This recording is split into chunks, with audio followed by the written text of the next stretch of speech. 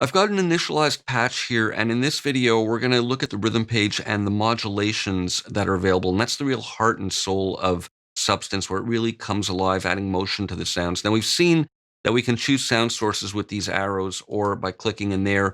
But if we keep scrolling, we can change to new categories that are otherwise unavailable when we initially click on here. So now we're in a new category, and if I click here, we'll see a new series of sounds. And I'll choose one of these, maybe Bass Beast, and let's listen to that.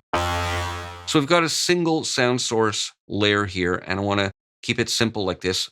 And we'll look at the rhythm page to start with. Now, we have, again, for the three possible layers, three different kind of columns over here. So this pertains to layer 1, layer 2, and layer 3. So obviously we're only working with this middle layer now. We have the power button and the volume button. Now the idea here is that we set a modulation source at the bottom here. And in this video, we're going to focus on the LFOs. And then with these sliders, we can dial in the amount of modulation that we want sent to these targets. So that means that the parameters that are set at these destinations will move based on these shapes and the amount of time it takes to go through these cyclical shapes based on the setting that we have here. So volume is all that's enabled now. There's a hardwired setting to the byte control in the effects section and the filter, cutoff, and resonance, and these are duplicated in each of the layers. Let's start with simple volume. So by dialing this up, I'm going to be modulating the volume based on this simple sine wave type LFO. So here's a whole note.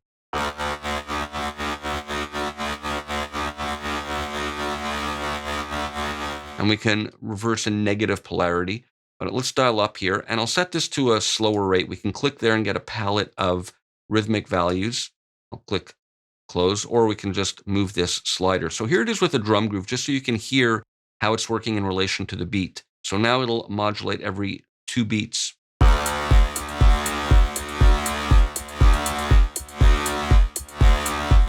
So this determines the depth. Now we can change the shape of this by clicking the shape button, and we have a series of different LFOs. For example, if we use this, a kind of square wave, it'll be a simple on-off type of note.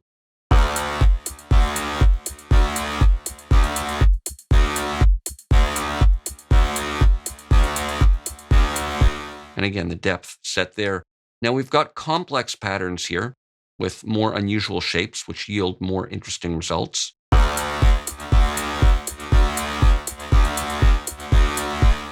Or we can customize them by clicking this custom button, and we can draw in our own patterns by simply creating some little spikes or whatever you want to get some more interesting rhythms.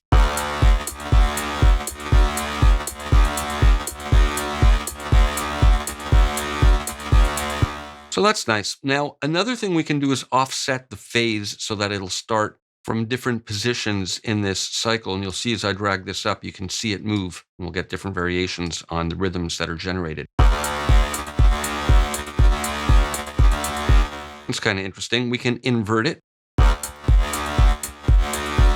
going to leave it like that. Or we can randomize it, and we can even add a swing offset. There's also a retrigger mode here, which determines the behavior when you hold one note and then trigger another note, and they overlap. Now, when this is disabled, what it means is when you play subsequent notes, the pattern will play through and it won't get re-triggered with the new note on events. When re-trigger is enabled, when you hold one note, trigger a new note, this will get started fresh each time. Now we can modulate other sources. For example, when I turn this up here, it's going to enable the byte parameter in the effects section in the distortion. So it automatically turned it on, and it'll modulate that, which is another interesting way of modulating amplitude rather than simple volume.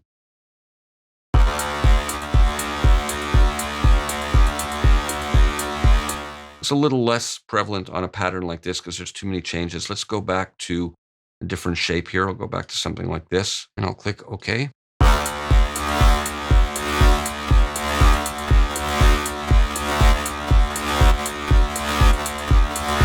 It's always fun customizing it like that. Now, similarly with the filter, we can click there and it enables cutoff and resonance, and I'll dial some up for both of them. And if we look on the filter page, you'll see that it's enabled the filter, and it's just a default setting. Now let me put a bit of resonance up, and let's see what we can get going with that.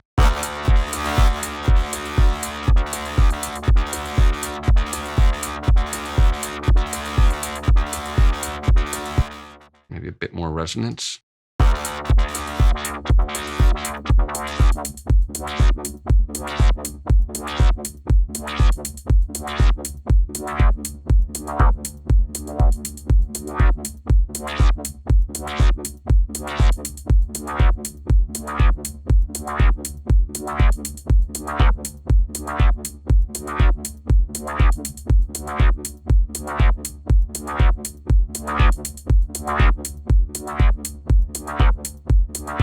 So it's interesting, we can modulate the byte negatively and the volume positively and get some interesting effects.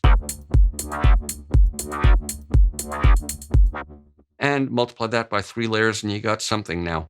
Now we also have global sends where we can send modulation to these effects. So these pertain to the 2 filters that are on the filter page in the global settings here. So again, we can get some interesting dual kind of filtering going on here.